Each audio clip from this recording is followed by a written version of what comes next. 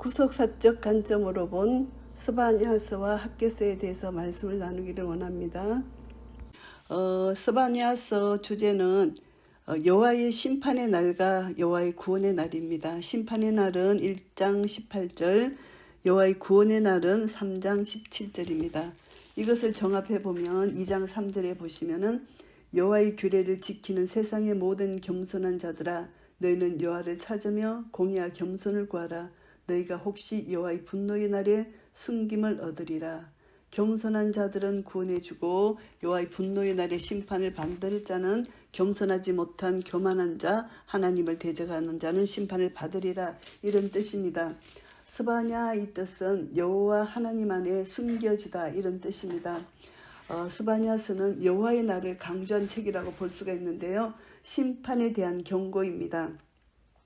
유다와 열국들을 심판할 것이다, 이렇게 말씀하십니다.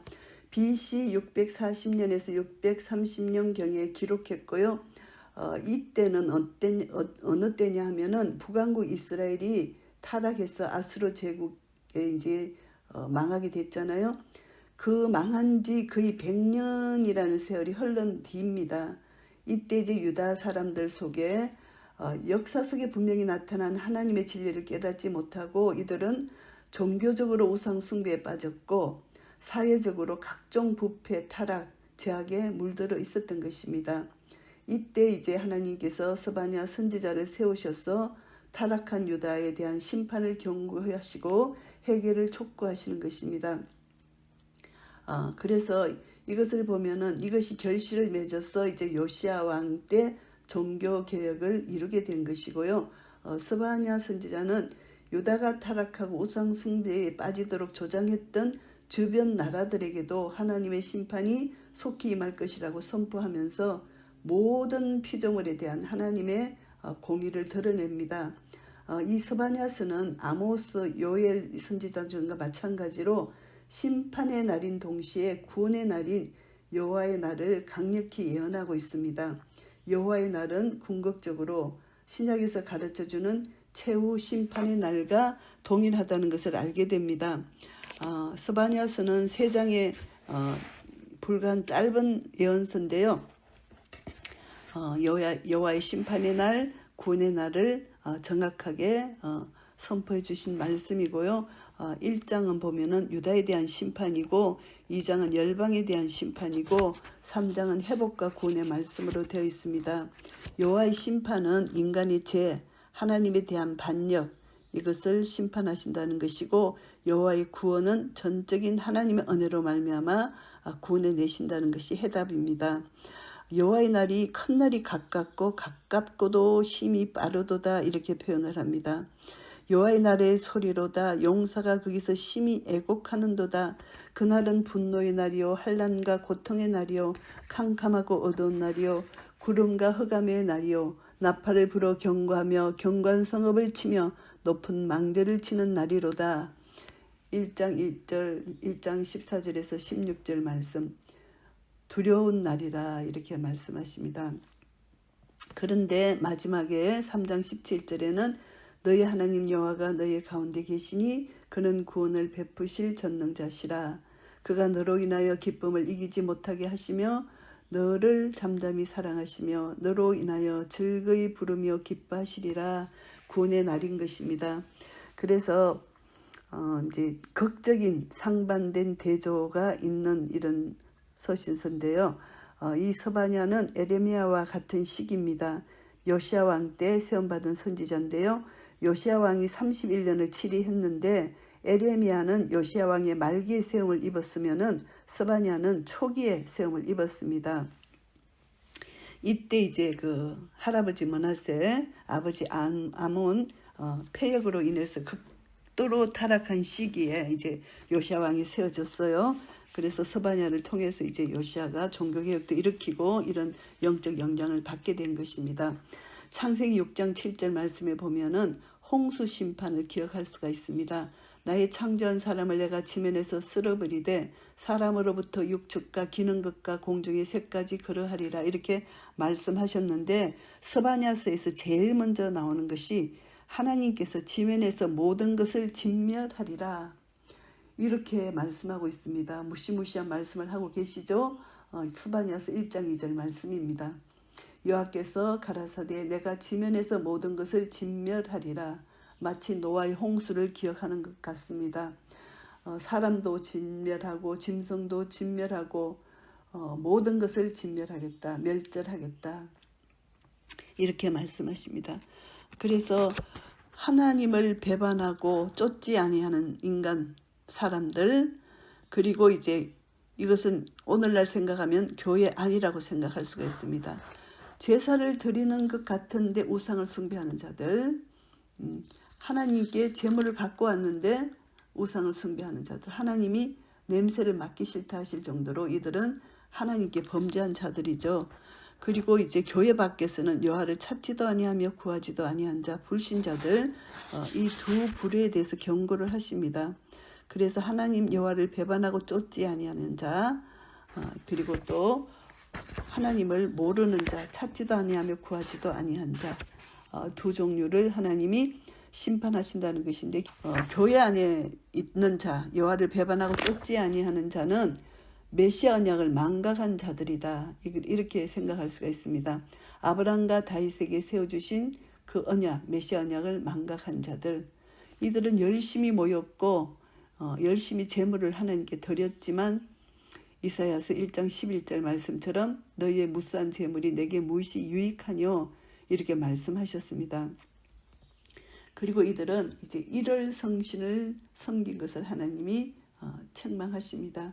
1장 스바냐 1장 5절에 일월 성신에게 경배하는 자, 경배하며 여호와께 맹세하면서 말감을 가리켜 맹세하는 자, 이들은 그 양심 두 마음을 품은 자죠. 그래서 기복신앙이라고 볼 수가 있습니다. 하나님은 예수 그리스도를 통해서 천하 만민이 복을 얻으리라는 복을 주셨는데 저들은 우상을 통해서 복을 얻으려고 한 것입니다. 구약교회는 결국 우상을 숭배하다가 멸망을 당했고요. 이것을 구속사의 맥락으로 보면은 메시아 언약을 배반했다는 뜻입니다. 신약교회도 마찬가지입니다. 복음을 전하지 않으면 인간들은 하나님 중심으로 살지 않고 자기 중심적인 기복신앙으로 살기 때문에 두 주인을 섬기는 영적 간음, 우상 숭배를 하는 것과 똑같이 취급하신다는 것입니다. 그래서 하나님은 이들을 반드시 심판하시는데 심판이 하나님의 집에서부터 시작된다는 거 우리는 꼭 기억해야 된다는 것을 알게 되고요. 하나님의 진노가 불의로 진리를 막는 사람들의 모든 경건치 않은가 불의에 대하여 하늘로 쫓아 나타난다. 로마서 1장 18절에 말씀해 주셨습니다. 경건치 아니하다는 것은 시편 78편 37절 말씀을 보면은 하나님을 인정하지도 않고 구하지 않는 불신앙의 죄입니다. 믿노라 하면서 하나님의 언약에 성실치 아니한 자, 형식적인 예배를 드리는 자, 이것을 가리킵니다. 그래서 하나님은 질투의 불이라고 1장 18절과 3장 8절에서 말씀하셨잖아요. 하나님은 우리들을 사랑하시는데 질투가 불일 듯 하기까지 사랑하신다는 그런 말씀입니다. 이 사랑은 자기 아들을 아끼지 아니하시고 대속제물로 내어주기까지 한 사랑입니다. 메시아 언약 이 복음을 배반하고 우상을 숭배하면은 결국 하나님의 진노의 날에 질투의 불에 삼키운다. 이것을 깨닫게 됩니다. 그래서 1장 말씀을 통해서 우리는 여호와의 심판 그것을 기억해야 되고요. 그리고 2장 말씀을 보면은 2장 12절에 수치를 모르는 백성아 모일지어다 명령이 시행되기 전 강음이 겨같이 날아가기 전 날아 지나가기 전 여호와의 분노의 날이 너에게 이르기 전에 그러할지어다. 하나님은 심판하신다는 것입니다. 유다만 심판하는 것이 아니라 열방까지 심판하신다는 것을 말씀합니다. 그런데 유다에 이스라엘에 남은 자가 있다는 것을 말씀해 주시잖아요. 3장 13절에.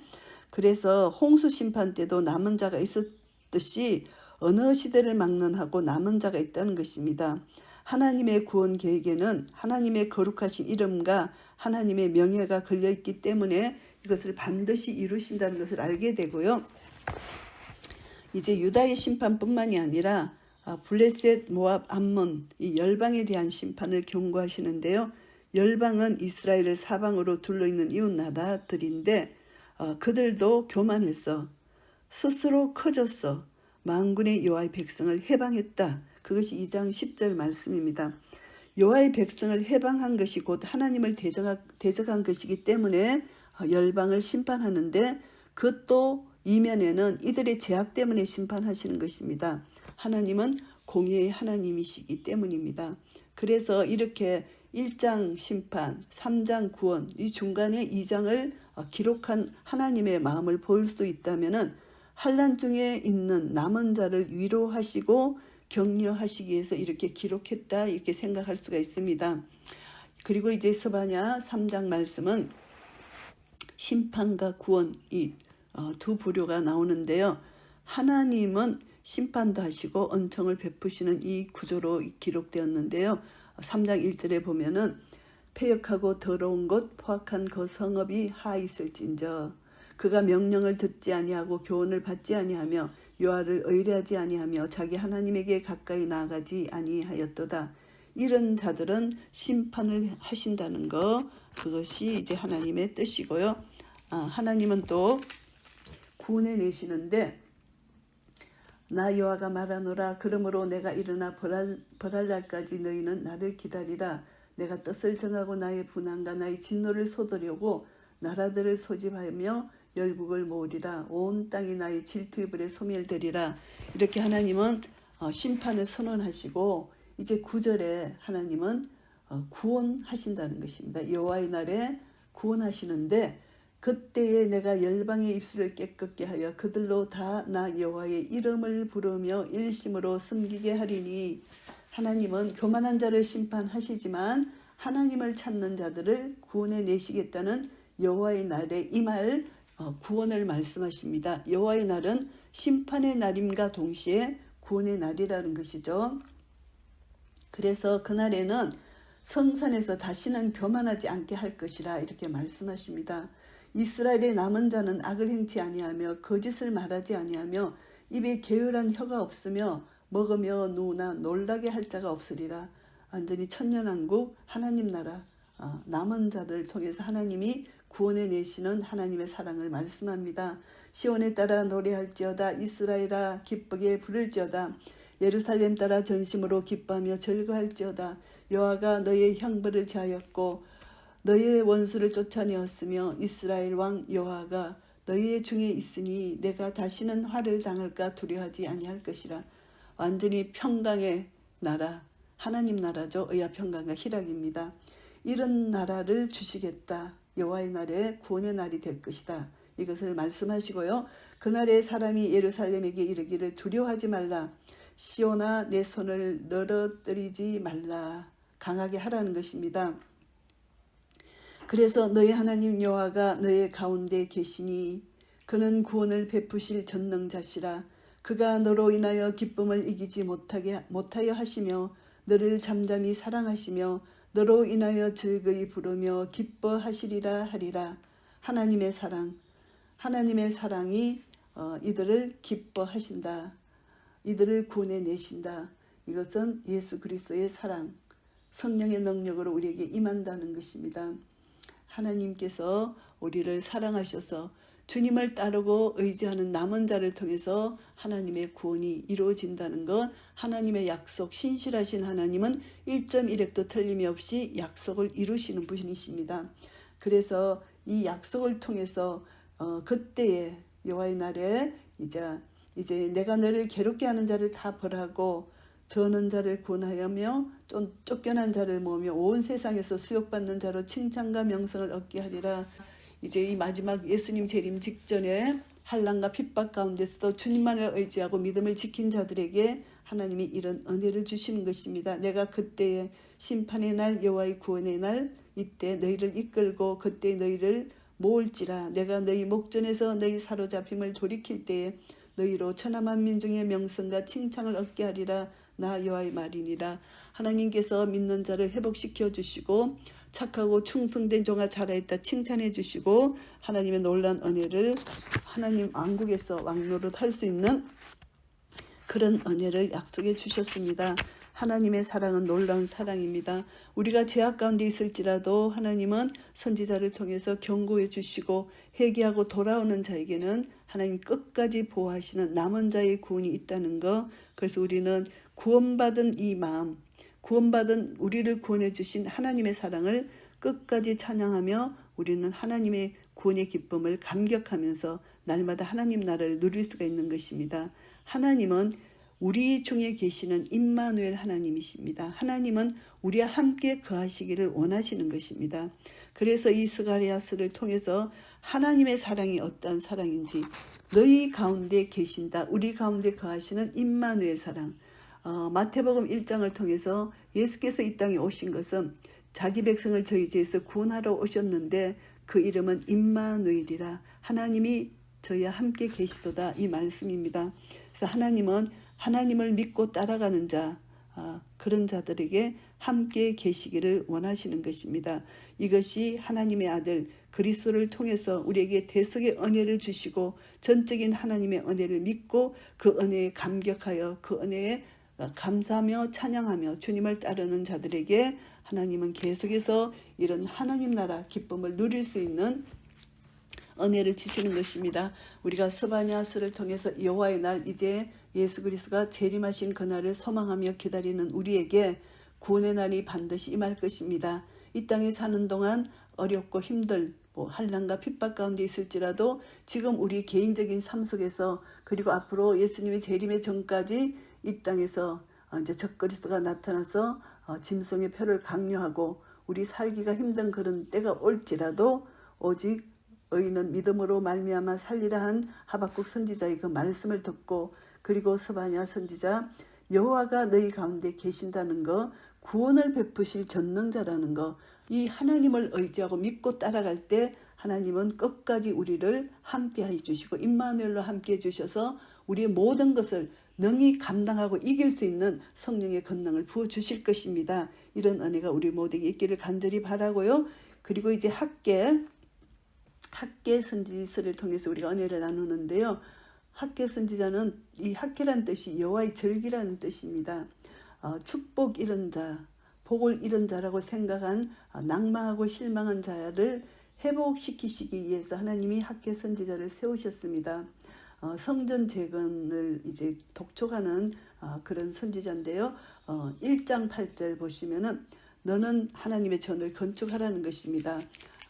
그래서 하나님의 영광을 얻으실 것이라는 것이죠. 너희는 산에 올라가서 나무를 가져다가 전을 건축하라. 그리하면 내가 그로 인하여 기뻐하고 또 영광을 얻으리라. 나 여호와가 말하였느니라. 이렇게 말씀하십니다. BC 586년 이제 이 회개하지 않았던 남유다가 이제 바벨론에 이제 그 침략을 받아서 나라를 잃게 되잖아요.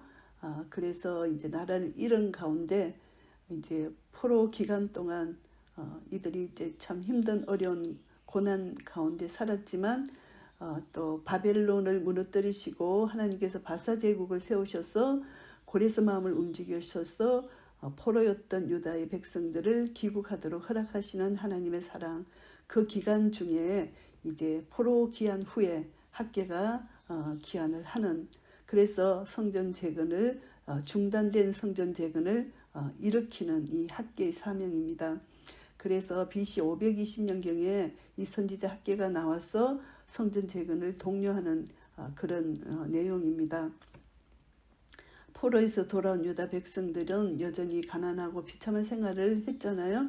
근데 하나님의 성전 재건 앞에서도 개인적인 그 자기 삶을 이기지 못하는 그런 삶 속에서 있었기 때문에 이들은 정말 훌륭한 지도자가 나와서 이들을 독려하지 않으면 성전 재건이 도저히 이루어질 수 없는 것이죠. 그런데 하나님께서 그 당시 지도자 스룹바벨과 대제사장 여호수아 지도하에서 온 백성이 단합해서 성전 재건에 나섰습니다.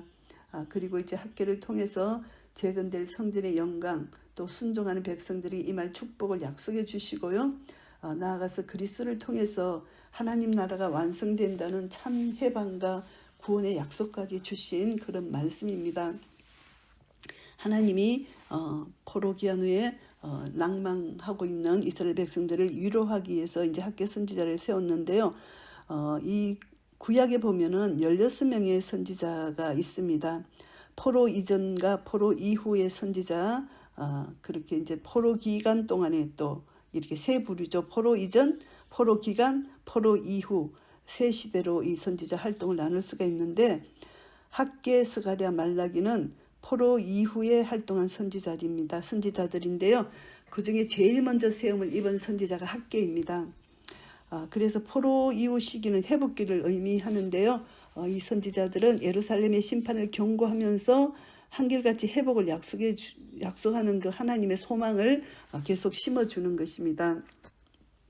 그래서 이제 성전 재건, 불타버린 성전 재건을 이제 일으키는데, 대적의 방해로 성전 건축이 이제 중단되어 가지고 이제 다시 이제 회복되는 그런 역사입니다. 그래서 이제 학개에서는 이제 4번의 설교가 있는데요.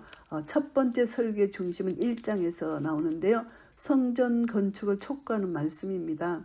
1장 8절에 조금 전에 제가 주제의 말씀을 읽어드렸던 것처럼 전을 건축하라, 산에 올라가서 나무를 가져다가 전을 건축하라고 말씀하시고, 이제 두 번째 설교는 2장 1절에서 9절 이 중심은 뭐냐 하면은 스스로 구세기 하라는 것입니다. 격려를 하십니다. 3번이나. 그래서 하나님이 원하시는 것은 물리적인 건물이 아니고 이제 그 마음이라는 것이죠. 이전의 나중 영광이 이전 영광보다 크리라, 2장 9절에 이렇게 말씀하고 있습니다. 그리고 이제 세 번째 설교가 이제 중심이 뭐냐 하면은 성물이 아니고 하나님은 반드시 마음을 받으신다. 성전을 건축하는 그것은 성전 건물 자체가 아니다. 제물을 드리는 자의 마음의 중심, 성전을 건축하는 자의 마음의 중심이 중요하다. 이것이 세 번째 설교를 통해서 2장 10절에서 19절에서 말씀하고요. 이제 네 번째 설교는 2장 20절에서 23절 이 중심을 보면은, 그날에 내가 너를 취하여 너로 인을 삼으리니 이는 내가 너를 택하였음이니라. 2장 23절 말씀을 하십니다. 하나님의 구원 계획은 성전이라는 건물로 이루는 것이 아니고 너라는 사람, 첫째는 그리스도로 이루신다는 것, 이것이 이제 학개서의 결론인데요. 예수 그리스도를 통해서 이 모든 구원을 이루신다는 것을 말씀합니다. 이것이 메시아를 예언한 것이라고 볼 수가 있습니다. 이제 구체적으로 보면은 1장에서 포로기한 이후에 이제 상황이 선지자들과의 약속과 너무나 달랐잖아요. 이사야, 미가 선지자는 말세 여호와의 전에 산이 모든 산꼭대기에 굳게 설 것이고 모든 작은 산이 뛰어나리라, 만방이 그리로 모여들 것이라, 이렇게 예언을 했잖아요. 그런데 성전 재건을 이렇게 하다 보니까 이들은 난간에 봉착하게 된 것입니다. 여호와의 전을 건축할 시기가 이르지 아니하였다 하면서 변명을 하면서 이들이 하지 않잖아요. 그래서 이제 성전 재건이 방해도 있었고 악한 자의 방해도 있어서 14년이나 중단된 채 이제 점점 잊어버리고 갈 때 하나님이 이제 학개를 통해서 재건을 하게 하시는 것입니다. 그래서 총독 스룹바벨과 대제사장 여호수아를 이제 일으키셔서 이제 성전 재건을 하게 하시는데요. 학개 선지자는 전을 건축하라 이렇게 이제 하나님 뜻을 전했고요. 하나님은 부족하신 것이 없으신 모든 것이 하나님의 것이기 때문에 사람의 손으로 지은 건물로 인하여 기뻐하시지 않는다는 것입니다. 그래서 구속사라는 이런 관점으로 볼 때 하나님은 이 성전을 통해서 임마누엘 하나님을 이제 이루시기 위해서 전을 건축하라. 인간이 보는 그 성전을 통해서 하나님과 지속적인 교제를 누릴 수 있는 그런 성전, 사람은 자꾸 잊어버리고 죄를 지으니까 그곳에 와서 제사를 드림으로 예수 그리스도 하나님을 기억하는데, 이 제사는 매번 죄를 지을 때마다 드리지만 예수 그리스도께서 단번에 드려주실 이제 구속을 대망하라는 것입니다. 그래서 구약과 신약을 연결한다면은 제사 제도를 통해서 신약에 이루실 예수 그리스도, 단번에 영원히 속죄를 이루신 예수 그리스도를 대망하라는 것을 이제 가르쳐주는, 포함된 그런 영적 메시지가 되겠습니다. 성전 건축이 중단되면은 이들이 여호와 하나님을 잊어버릴 수밖에 없는 것입니다. 하나님과의 교제가 끊어지면은 당연히 메시아 언약을 잊어버리게 되는 것입니다. 그렇기 때문에 이들을 계속해서 예배드리게 하고 제사드리게 하면서 하나님을 기억하게 하는 것이죠. 그래서 이제 출애굽기 31장 13절 말씀에도 하나님께서 왜 안식일을 지키라 하셨나 이런 말씀을 주셨잖아요. 결국 하나님을 잊어버리지 않도록 지키게 하는 것입니다. 출애굽기 31장 13절 너는 이스라엘 자손에게 고하여 이르기를 너희는 나의 안식일을 지키라. 이는 나와 너희 사이에 너희 대대의 표징이니 나는 너희를 거룩하게 하는 여호와인 줄 너희로 알게 함이라. 하나님을 계속 계시해 주시고 알게 해 주셔야만 이 무지한 백성들을 사탄이 미혹하지 않도록 하나님께 집중될 수가 있는데, 조금만 이들이 정신이 흐릿하면은 하나님을 기억하지 못하고 잊어버리고 우상을 숭배한다는 것, 그 인간의 속성을 알기 때문에 하나님께서 그렇게 하신 것이고요. 그리고 두 번째 설교 2장 1절 9절에서 보시면은 이들이 이제 이전 그 솔로몬의 영광을 본 자가 보잘것없는 그것을 보면서 대성을 통곡합니다. 스가랴 3장 12절에 나옵니다. 그렇지만 하나님은 건물을 보지 않고 이들의 마음을 보시기 때문에 이제 이들을 격려합니다. 스룹바벨아 스스로 굳세게 할지어다. 여호사닥의 아들 대제사장 여호수아야 스스로 굳세게 할지어다.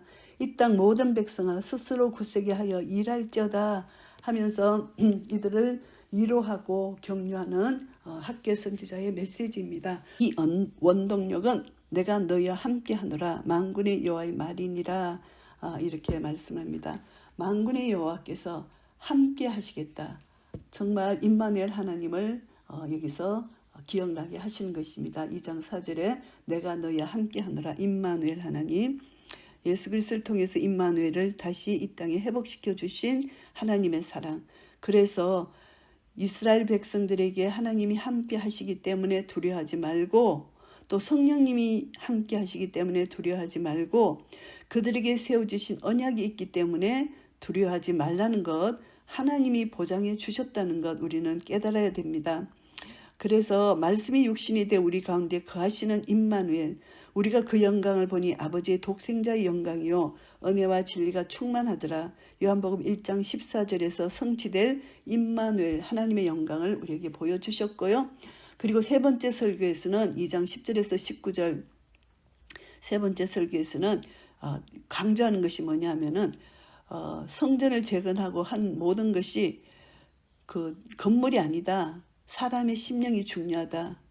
오늘부터는 내가 너에게 복을 주리라 이렇게 말씀하십니다. 그래서 마음이 얼마나 중요한 것을 강조하는 것이고요. 네 번째 설교 2장 20절에서 23절은 너는 유다 총독 스룹바벨에게 고하여 이르라. 내가 하늘과 땅을 진동시킬 것이요 열국의 보좌를 엎을 것이요 열방의 세력을 멸할 것이요 이 열국을 심판하실 것이라는 것입니다. 하나님 말씀은 성전 건축이라는 주제에서 최후 심판으로 발전하고 있습니다.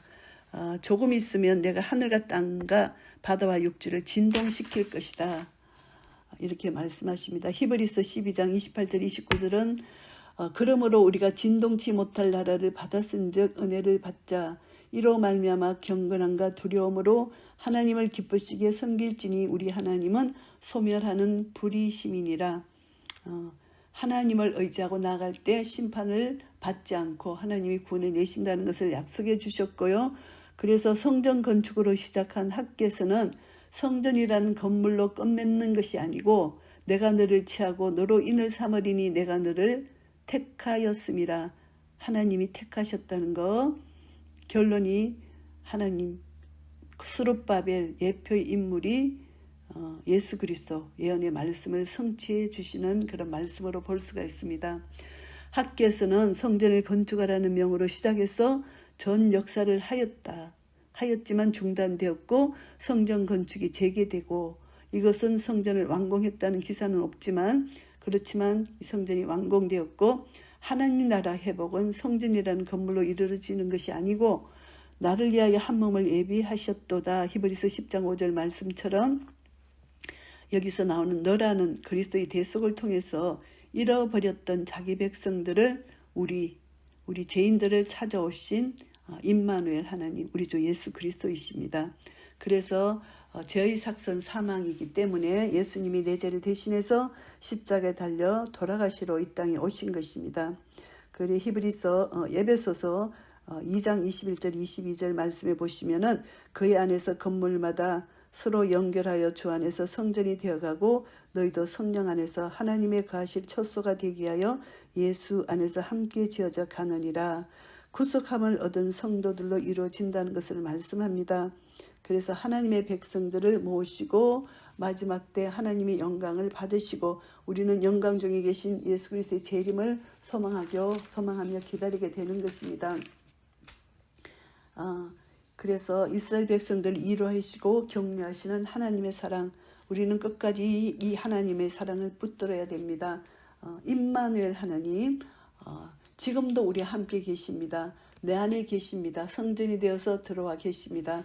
이 임마누엘 하나님 보혈의 피가 우리 양심 안까지 스며들어서 우리 양심을 깨끗게 하시는 임마누엘 하나님 보혈의 능력이 오늘도 우리 함께 계시고 임마누엘 하나님의 그 사랑이 오늘도 우리 함께 계심으로 임마누엘 하나님을 날마다 찬양하며 우리가 어디를 가든지 주의 말씀은 내 발의 등이요 내 길에 빛이 되셔서 그 주님의 말씀 따라 우리가 살아가게 될 때 하나님 말씀의 능력이 우리를 계속 인도하는데 영원하신 성령으로 말미암아 흠없는 자기를 하나님께 드린 그리스도의 피가 어찌 너희 양심으로 죽은 행실에서 깨끗하게 하고 살아계신 하나님을 섬기게 못하겠느냐. 히브리서 9장 14절 말씀을 통해서 단번에 자기 피로 영원한 속죄를 이루신 예수 그리스도의 보배로운 피를 의지하고 성령님을 의지해서 이제 우리는 주님의 재림을 소망하며 기다립니다.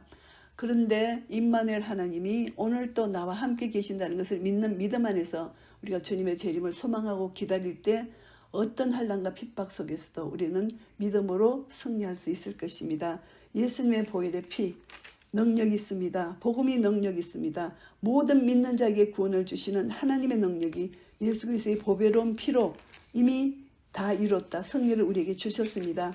이 승리를 붙들고 우리가 하나님 앞에 날마다 나아갈 때 그것으로 여길지어다.